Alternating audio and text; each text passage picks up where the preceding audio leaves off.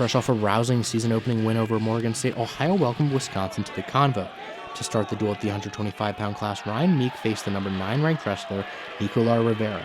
Meek scored the first takedown of the afternoon, but Rivera was quick to recover with an escape and takedown to end the first.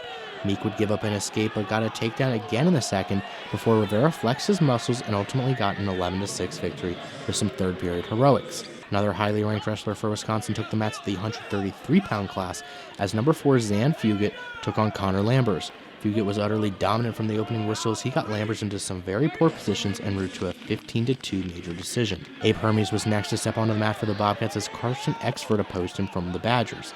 Hermes looked to be in a good spot as the two traded takedowns. When going into the third, the match was close. Hermes had a narrow lead before Exford got a few late takedowns to steal a 9-8 victory. Ohio head coach Joel Greenlee explains that despite the losses, he liked what he saw from his lightweights. Look at the lower weight classes. We're wrestling a lot of freshmen, true freshmen, sophomores, and we just got to mature at the lower weights, and we don't need to be our best right now at the beginning of the year. We need to be the best at the end of the year at the MAC tournament. Derek Rake got off to a really strong start in the 157-pound class for Ohio with 2 takedowns in the first. However, Rake could not sustain the positive start as his opponent, Luke Meckler, made a steady comeback attempt.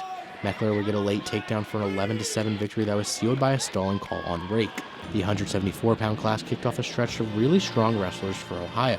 Starting with Jeremy Olsko, he was able to shake off losing a contact lens in the first period to give Ohio its first win of the night with an 8-1 decision over Luke Condon.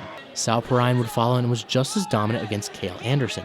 Perrine now has back-to-back bonus point wins in duels after he dispatched Anderson with an 11-2 major decision.